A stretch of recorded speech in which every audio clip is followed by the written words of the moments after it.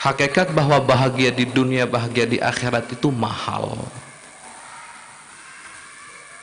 sangat mahal.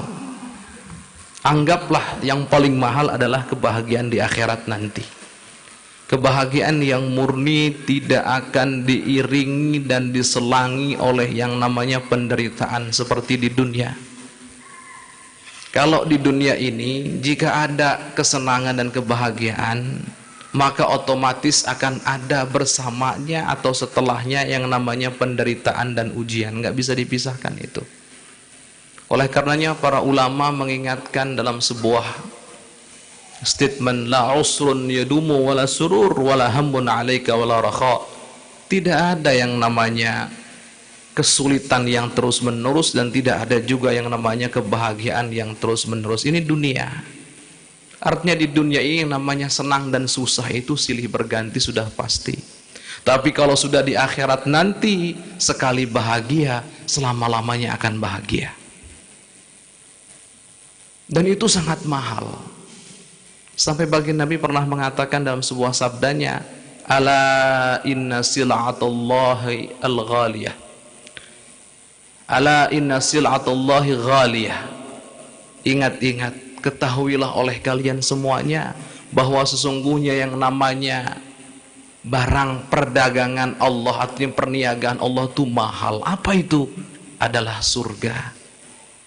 Kan kenapa disebut barang perdagangan atau perniagaan? Karena Allah meminta, seakan-akan meminta mahar. Ini analogi saja, perumpamaan. Kalau kita punya amal soleh, seakan-akan amal soleh itu sebagai harga untuk kita nebus namanya surga. Kan begitu, ada timbal balik. Baik, yang jelas yang kita ingin ambil dari hadis ini mahalnya itu loh, sangat mahal.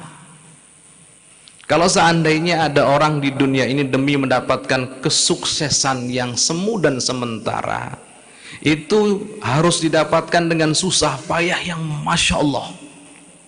Contoh, ada orang yang dia pengen jadi orang kaya, yang dia anggap bahwa kekayaan tersebut akan mewariskan kebahagiaan. Untuk dia mendapatkan kekayaan itu bukan main, capeknya, susah payahnya, perjuangannya dan seterusnya. Dan penderitaannya juga bukan main, ujian dan cobaannya juga bukan main, begitu banyak. Itu hanya kesenangan semata, yang sementara, yang semu, tapi begitu susahnya luar biasa untuk didapatkan. Coba perhatikan, hanya untuk dapat ini. Bagaimana jika itu adalah kebahagiaan yang abadi di akhirat nanti? Otomatis akan sangat mahal dan seterusnya, dan juga membutuhkan perjuangan yang luar biasa pula. Ingat, ini mahal sekali, maka mahal, harganya juga mahal. Untuk kita bisa mendapatkan yang mahal, kan harganya juga mahal, perjuangannya juga besar, pengorbanannya juga luar biasa dahsyat, ujiannya juga dahsyat. Anggaplah contoh, ada mobil paling mahal di dunia ini, anggap nilai atau harganya 7 miliar. Coba bayangkan, seseorang untuk mendapatkan mobil yang harganya 7 miliar itu kayak apa perjuangannya. Beratnya bukan main itu. Anggaplah orang itu bukan orang yang memang triliuner, anggap orang-orang model kita lah, yang hidupnya hanya pas-pasan. Pengen kebeli yang begitu kayak gimana? Ini bukan berarti anjuran untuk membeli, ini contoh saja. Ya, sampai ada yang salah paham kemudian Ustadz nyontohkan untuk membeli mobil, tidak. Yang harganya mewah, enggak. Ini contoh bagaimana perjuangan seseorang untuk mendapatkan sesuatu yang sangat mahal, itu sangat berat, luar biasa. Nah, sekarang kita tarik bahwa untuk mendapatkan kebahagiaan yang hakiki baik di dunia atau di akhirat, itu perjuangannya sangat berat. Di antara perjuangan tersebut kami akan sebutkan bahwa di dalam perjalanan menuju kebahagiaan yang hakiki tersebut, di tengah perjalanan ini kita harus menghadapi musuh-musuh yang sangat berbahaya. Tidak mudah. Musuh sangat berbahaya, luar biasa berbahayanya. Musuh-musuh ini dalam dunia tasawuf disebut qawati', perkara-perkara yang bisa memutus sampainya seorang hamba kepada Allah Subhanahu wa ta'ala. Dan qawati' ini perkara-perkara yang bisa memutus perjalanan seorang hamba untuk menuju Allah, untuk bisa sampai kepada Allah. Ini ada 4. Ini yang ingin kita bahas. 4 itu, yang pertama adalah hawa nafsu kita. Kemudian yang kedua adalah syaitanir rajim al-la'in, syaitan yang terkutuk. Kemudian yang ketiga adalah dunia ini dengan segala gemerlapnya dan seterusnya, dengan segala tipu dayanya dan seterusnya. Yang terakhir, yang keempat adalah al-khalq, yaitu makhluk-makhluk Allah. Kami ingin jelaskan satu persatu.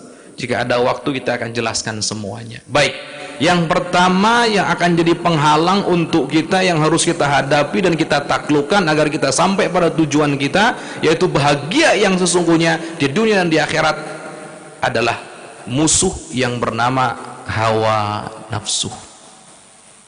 Para ulama akhlak, ulama ahli tasawuf, hawa nafsu itu sebutannya disebut macam-macam. Jadi punya sebutan macam-macam, punya nama macam-macam.